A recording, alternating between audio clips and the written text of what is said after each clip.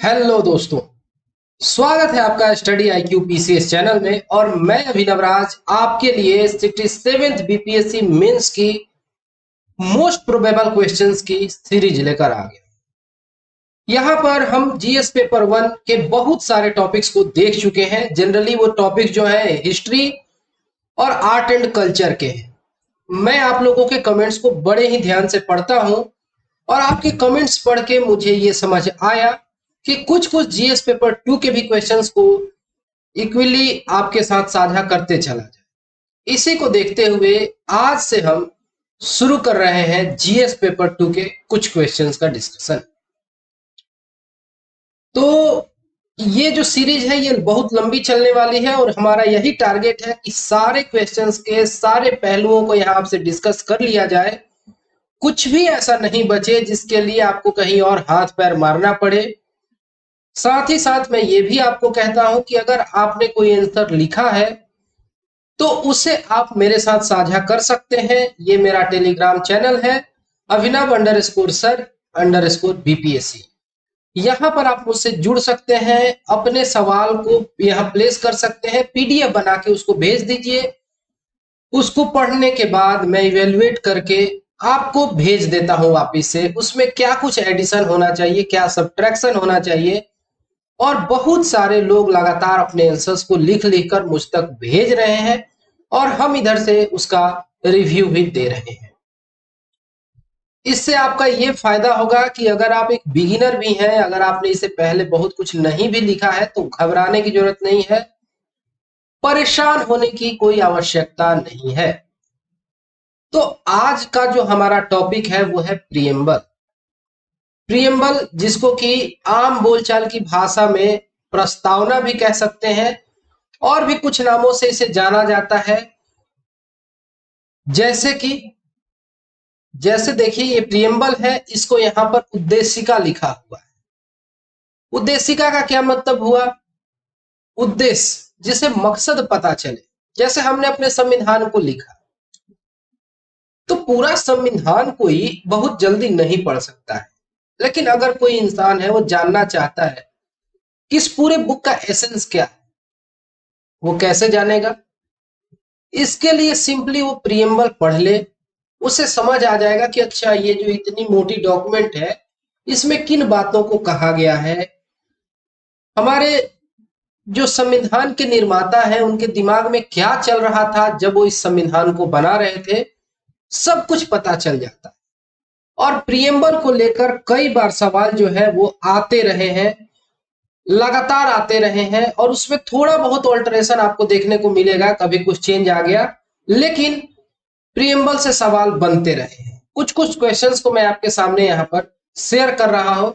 जैसे 2002 की बात कर लें, 45वीं बीपीएससी की मुख्य जो परीक्षा हुई उसमें सवाल पूछ दिया गया, evaluate the nature and significance of preamble of Indian constitution, यानी कि भारतीय संविधान की प्रस्तावना की प्रकृति और महत्व का मूल्यांकन करें।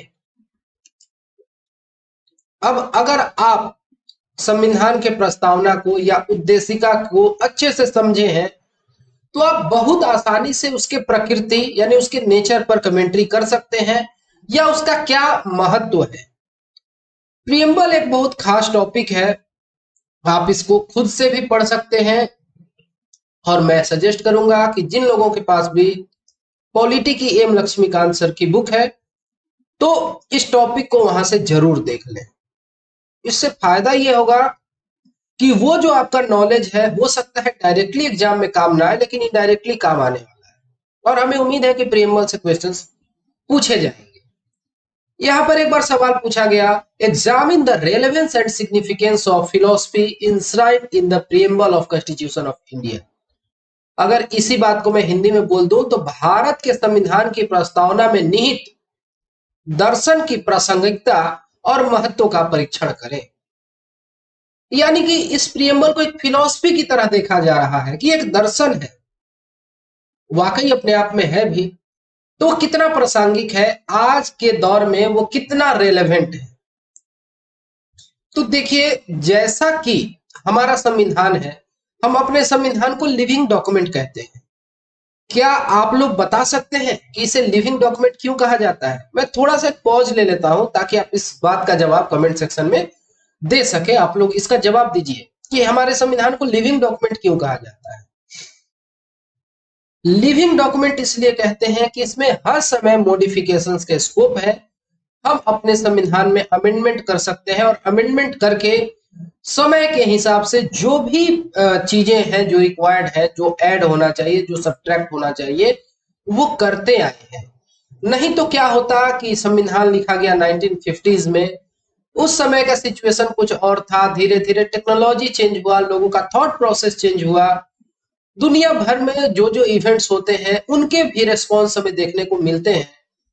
और अगर समय के साथ हम परिवर्तन नहीं करेंगे, परिवर्तनशील नहीं रहेंगे, तो वो जो हमारा डॉक्यूमेंट था, जो कि बहुत ही पवित्र डॉक्यूमेंट है, वो पवित्र नहीं रह जाती। उसमें कुछ ऐसी बातें हो जाती जिसको आज की पीढ़ी ऐसे इनकार करती है, और हो सकता है कि उस संविधान को कहते हैं ये एकदम रेलेवेंट नहीं है, इसको डाल दो, इसको आर्काइव में रख दो। लेकिन हमारा संविधान ऐसा नहीं है, वो लिविंग डॉक्यूमेंट है। जरूरत के हिसाब से उसमें अमेंडमेंट्स होते रहे हैं, और same is true for preamble of India. तो इस तरीके की चीजों की कभी भी महत्ता, रेलेवेंस खत्म नहीं होती है, कम नहीं होती है। 64वीं बीपीएससी मेंस में सवाल पूछ लिया गया, the Indian constitution postulates in its preamble that India shall be a socialist, secular, democratic republic. What are the constitutional provisions to enforce this declaration?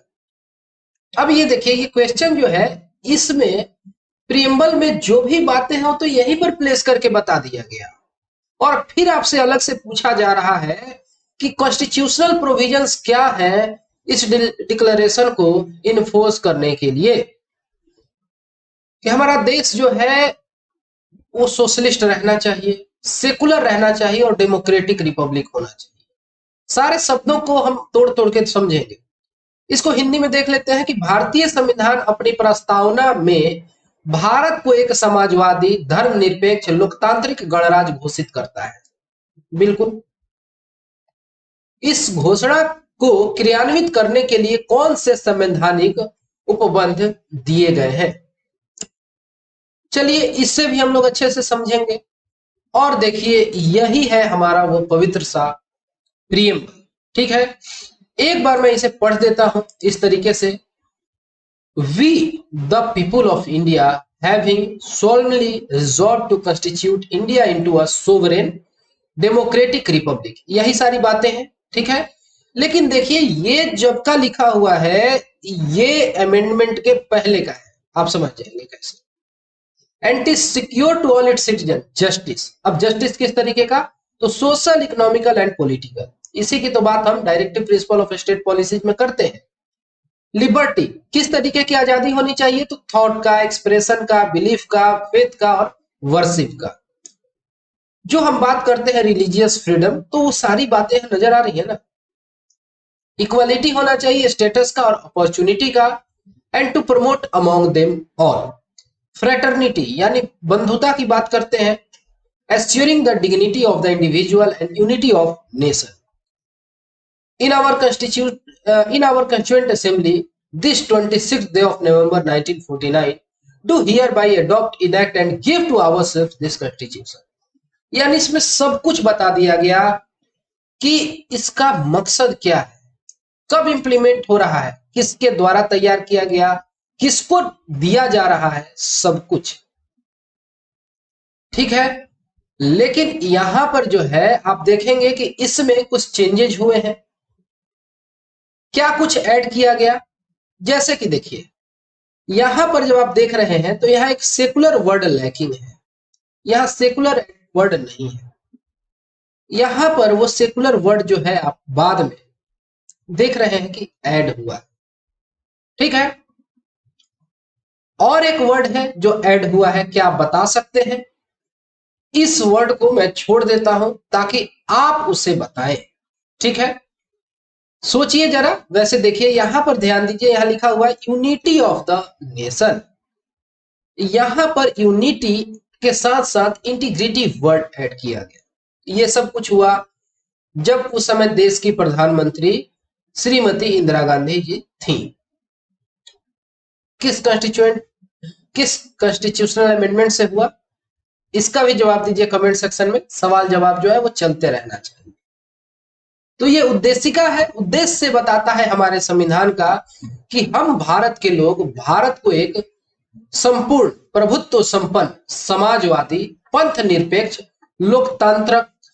लोकतंत्रात्मक गणराज्य बनाने के लिए तथा उसके समस्त नागरिकों को सामाजिक, आर्थिक, राजनैतिक, न्याय, विचार, अभिव्यक्ति, विश्वास, धर्म, इस तरीके से और उपासना की स्वतंत्रता, प्रतिष्ठा और अवसर की समता यानी इक्वालिटी की बात हो गई, प्राप्त कराने के लिए तथा उन सब में व्यक्ति की गरिमा और राष्ट्र की एकता और अखंडता, यही इंटीग्रिटी वर्ड जो हो गया, सुनिश्चित करने वाली बंधुता बढ़ाने के लिए, यानी ये फ्रेटर्निटी हो गया।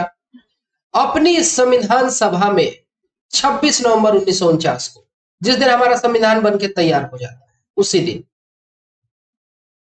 इस संविधान को अंगीकृत, अधिनियमित और ये क्या है कि आत्मप्रीत करते हैं, यानी खुद को हम दे रहे हैं। ये बात आप समझ गए। इस तरीके का भी सवाल है कि evaluate the significance of preamble to the constitution of India, कि संविधान के लिए क्या महत्ता है प्रीएम्बल का। Is it a part of constitution, और इस बात को आपको पुष्टि करना है, सब्सटेंशिएट करना है। कैसे करिएगा, सोचिए, विचारिए। इस तरीके के सवालों से ये तो आप समझ गए कि हाँ, बीपीएससी में प्रीएम्बल के ऊपर सवाल बार बार पूछे गए हैं, अलग अलग रूप में पूछे जाते रहे हैं, और इसको आपको तैयार करके ही जाना है। देखिए, प्रस्तावना जो है प्रीएम्बल है, इसका तात्पर्य ही है इंट्रोडक्शन या फिर preface to constitution. United Nations में ये इस तरीके से प्रीएम्बल यूज हुआ था। हमारे देश में पंडित नेहरू जी के द्वारा ऑब्जेक्टिव रेजोल्यूशन के रूप में इसे इंट्रोड्यूस किया जाता है, जो आगे चल के प्रीएम्बल बन जाता है। और यहाँ पर इस बात का सभी लोगों ने वहां पर समर्थन किया था, सम्मान किया था कि हाँ, ये ऑब्जेक्टिव है, ये बताता है कि हमारे संविधान का मकसद क्या है, क्या हम उस पथ पर अग्रसर हैं, क्योंकि देश अभी अभी जो है आजाद हुआ है, और जो कुछ एक ड्रीम कंट्री के लिए हम लोग सोच रहे हैं, क्या इस एक पन्ना को पढ़ के उसका उद्देश्य समझ आ जा रहा है। ये बात, ये हमारे संविधान का समरी है, या कह लें कि एसेंस है, हमारे कॉन्स्टिट्यूशन का सारांश है या फिर सार है। ये जो हमारा प्रीएम्बल है, ये बेस्ड है on objective resolution drafted and moved by Nehru ji. इस बात को आप बहुत अच्छे से प्रस्तुत कर सकते हैं कि प्रस्तावना नेहरू जी द्वारा तैयार और पेश किए गए उद्देश्य प्रस्ताव का पर आधारित है। हमारा जो संविधान है, हमारे संविधान में ये जो चीज है, ये डेराइव्ड है यूएन के कॉन्स्टिट्यूशन से। ठीक है, ये उधार नहीं लिया गया है, मैंने इस वर्ड को इसलिए काट दिया था कि बोरोड नहीं है, हमने इसे डेराइव किया है। मतलब सबसे पहले ये देखने को मिल रहा है यूएस के कॉन्स्टिट्यूशन में, उसके बाद यूएन में, और फिर इंडिया में हम इसे देखते हैं। कहते हैं कि ये एक कुंजी है, चाबी जिसे कहते हैं, to open the mind of framers of constitution. ठीक है, संविधान निर्माताओं के दिमाग को खोलने की कुंजी भी कहा जाता है। तो इसका इतना रेलेवेंस है, इतना महत्ता है, इस बात को आप ऐसे प्रस्तुत कर सकते हैं। जो हमारा प्रीएम्बल है, इसकी क्या महत्वपूर्णता है, क्या इसका रेलेवेंस है, क्या सिग्निफिकेंस है, आप ऐसे समझ सकते हैं कि the preamble embodies the basic philosophy and fundamental values on which the constitution is based। और यहाँ पर ग्रैंड और जो नोबेल विजन है हमारे कॉन्स्टिट्यूशन का, सारी बातें हो गई यहाँ पर। क्या हमारे संविधान का नोबेल विजन है कि यहाँ पर सोवरेनिटी होनी चाहिए, सोशलिज्म होनी चाहिए, सेकुलरिज्म होनी चाहिए, डेमोक्रेटिक मोड होना चाहिए और रिपब्लिकन होना चाहिए, जो हमारा स्ट्रक्चर है, यानी जो हमारा हेड ऑफ स्टेट है हमेशा जो है वो लोगों के द्वारा चुना गया हुआ होना चाहिए। यहाँ पर सभी के लिए जो है न्याय होना चाहिए, वो सामाजिक तौर पे होना चाहिए, आर्थिक तौर पर होना चाहिए और राजनीतिक तौर पर होना चाहिए। सबके लिए एक बराबर अपॉर्चुनिटी हो, आजादी होनी चाहिए। अगर हम कुछ सोचना चाहते हैं तो उस बात की हमें आजादी होनी चाहिए। अगर हम अपनी अभिव्यक्ति को प्रस्तुत करना चाहते हैं तो अभिव्यक्ति की आजादी होनी चाहिए। बिलीफ, बिलीफ का मतलब क्या हुआ कि अगर हम किसी चीज में विश्वास करते हैं तो उस बात की आजादी होनी चाहिए। अगर हमें आस्था है, फेथ है उसमें, ये हमारी आजादी होनी चाहिए। ये नहीं कहीं कह सकता है कि आप इस फेथ के नहीं, इस फेथ को मान। और जहां हम पूजा करना चाहें, जिस धार्मिक स्थल को जाना चाहें, ये हमारी आजादी का हिस्सा है। यही सारी बातें हैं जब हम बात कर रहे थे महात्मा गांधी के भाषा में स्वराज को। महात्मा गांधी जी ने कहा था कि स्वराज का ये मकसद नहीं है कि बस हम अंग्रेजी हुकूमत को उखाड़ फेंके। अगर ये सारे पर्पसेस सर्व होते हैं तो हम कहेंगे कि स्वराज आ गया है। इक्वालिटी जो है वो स्टेटस और अपॉर्चुनिटी का होना चाहिए। ये भी सब क्या है, ये अंदर से बातें जो है वो निकल के आ रही है। तो यही तो ग्रैंड और नोबेल विजन है। इसी बात को तो इलाबोरेट करके आपको लिखना होगा। और आप बता सकते हैं कि ये रिफ्लेक्ट करता है dreams and aspirations of founding fathers of constitution. ये जो हमारे संविधान सभा में लोग बैठ रहे थे, जो इसके जनक थे, संविधान के जनक हैं, उन लोगों का क्या ख्वाब था, क्या सपना था और क्या आकांक्षाएं थी, उस बात को भी बड़ी खूबसूरती के साथ कम शब्दों में विवरण में ला देता है। ये स्रोत बताता है of the authority of constitution कि ये स्रोत, ये जो हमारा संविधान है, इसको शक्ति कहां से मिल रही है, इसको शक्ति कहां से प्रदत्त है। तो ये भी पता चल जाता है कि जो हमारे लोग हैं, the people of India, in the opening words of it, देखिए शुरुआत कैसे होता है कि हम भारत के लोग, भारत को एक, जो यहां पर बातें की गई है कि बनाने के लिए तथा उसके समस्त नागरिकों को, ये बात यानी इसके ऑथोरिटी कौन दे रहा है या कहां से आ रहा है, हम भारत के लोग। और ये है कि इसे हम खुद को हम दे रहे हैं, आत्म अर्पित कर रहे हैं, ठीक है, give to our self this constitution. तो ये भी बात यहां पुष्टि हो जाती है, समझ गए। इसी तरीके से ये नेचर बताता है हमारे इंडियन स्टेट्स का कि सोवरेन है। सोवरेन का मतलब क्या हुआ, संप्रभु, यानी हम अपने आप में कंप्लीट है, हमें किसी के आगे जाके झुकने की जरूरत नहीं है। कोई भी देश जो है हमारे आंतरिक मामलों में हस्तक्षेप नहीं कर सकता है। हमारी जो मुद्रा है उसमें हमें पूर्ण भरोसा है और इसी को हम अपना पैमाना मानते हैं। या जो भी बातें होती हैं, डॉलर तो एक अलग पद्धति हो गया कि, लेकिन ऐसा तो नहीं है कि हमारे देश में डॉलर चल रहा है, ठीक है, हम हर तरीके से सोवरेन है। सोशलिस्ट, सोशलिज्म, अब यहाँ पर सोशलिज्म को मैं बहुत ज्यादा तो एक्सप्लेन नहीं कर पाऊंगा, समाजवादी पूरा बहुत एक लंबा वक्त इसके लिए चाहिए होगा। और जब हम नेहरूवियन सोशलिज्म देखेंगे तो इस शब्द पर हमारा विशेष चर्चा होगा। सेकुलर यानी कि ये देखिए, धर्म निरपेक्ष और पंथ निरपेक्ष, दोनों बातों में आपको अंतर थोड़ा समझ जाना चाहिए और इसका यूज कई बार आपको पॉलिटी में मिलता है। जो सेकुलरिज्म है वो दो तरीके का होता है, एक होता है वेस्टर्न मॉडल ऑफ सेकुलरिज्म और एक होता है इंडियन मॉडल ऑफ सेकुलरिज्म। जो वेस्टर्न मॉडल ऑफ सेकुलरिज्म है उसको निगेटिव सेकुलरिज्म कहते हैं। क्यों? क्योंकि वहां की सरकारों के द्वारा यह ऐलान कर दिया गया, आह्वान कर दिया गया कि यहां पर कोई भी व्यक्ति कुछ भी ऐसा रिलीजियस सिंबल नहीं यूज करेगा, कुछ भी ऐसा पब्लिक में पहन के नहीं चलेगा जिससे उसकी धार्मिक आइडेंटिटी का पता चले। वहां पे भी धर्म निरपेक्षता लाने की कोशिश की जा रही है, लेकिन हमारा जो सेकुलरिज्म है वो एक पॉजिटिव सेकुलरिज्म है। कैसे?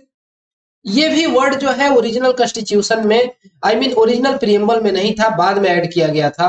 जिस वर्ड को मैं आपसे ढूंढने की बात कर रहा था, देखिए यहाँ पर डेमोक्रेटिक रिपब्लिक वगैरह लिखा हुआ है, ये ओरिजिनल है, आप देख रहे हैं। यहां पर देखिए ये सेकुलर वर्ड यूज हो गया, देख रहे हैं ना। तो इस चीज की भी हमने चर्चा यहां पर पहले करी है। इंडियन जो सेकुलरिज्म है उसको कहते हैं कि पॉजिटिव एस्पेक्ट ऑफ सेकुलरिज्म, क्योंकि हम विश्वास रखते हैं सर्वधर्म समभाव। यानी कि यहाँ सारे रिलीजन के लोग रह सकते हैं, एकदम यहाँ एक साथ मिलजुल के अपना होली, दिवाली, ईद जो मनाना है हम साथ में मना सकते हैं।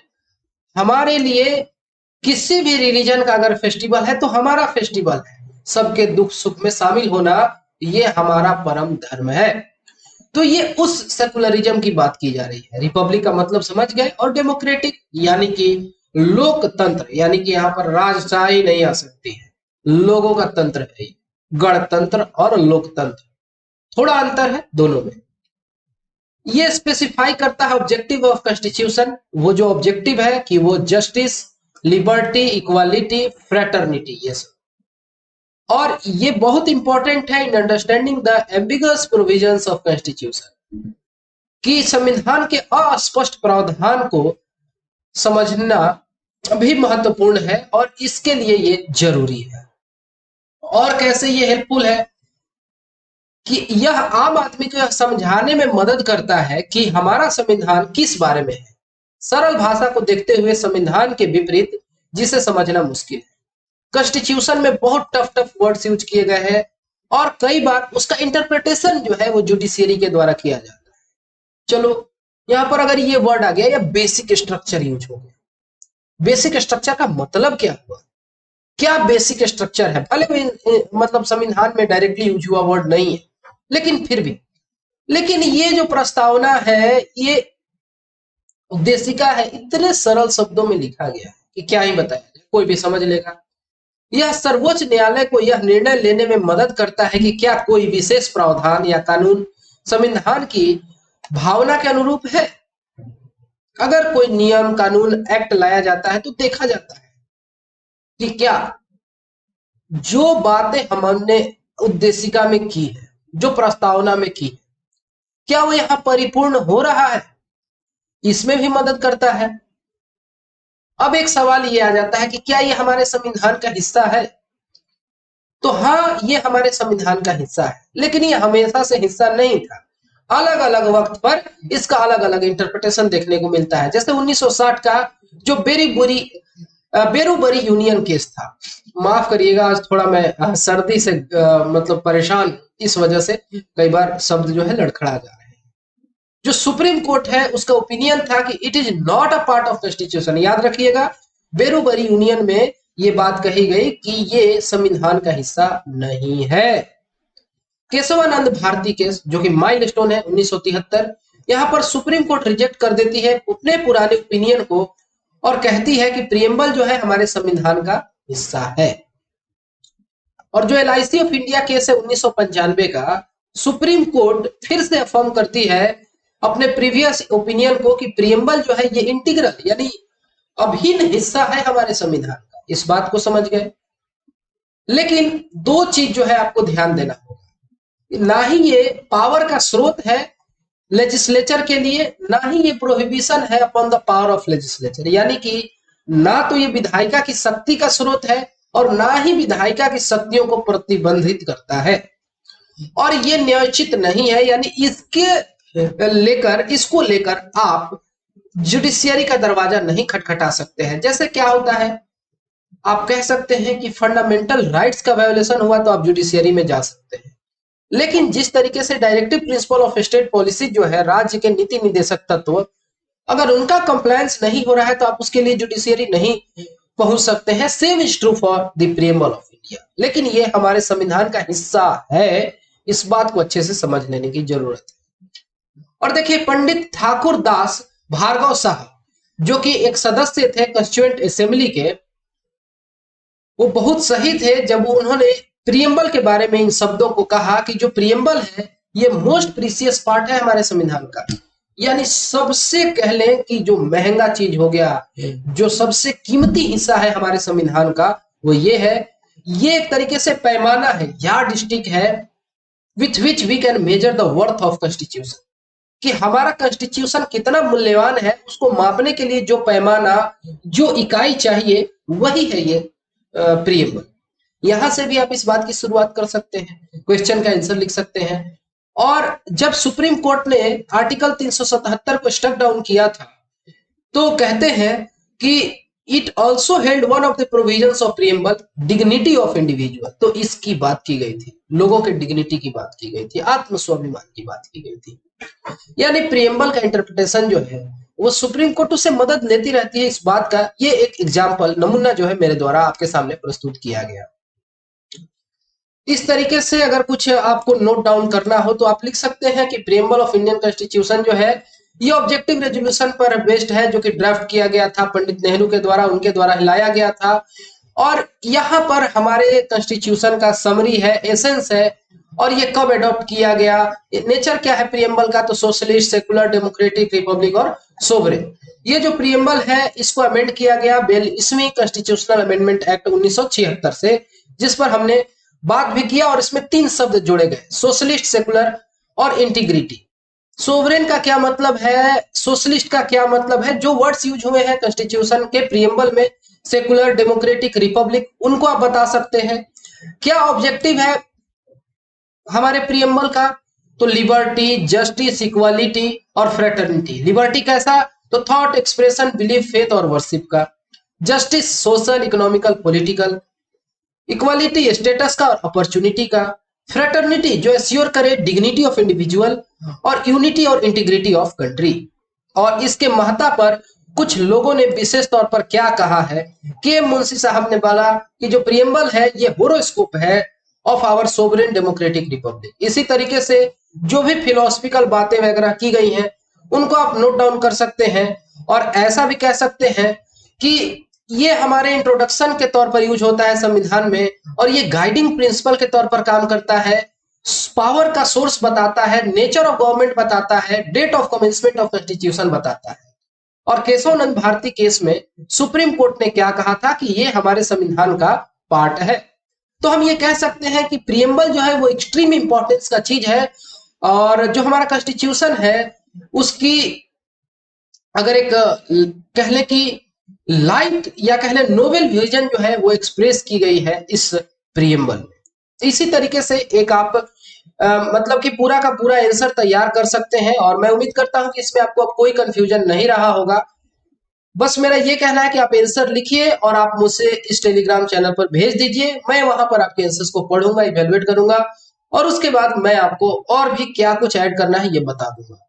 तो फिलहाल इस वीडियो में इतना ही। Thanks for watching and all the best for your upcoming exams.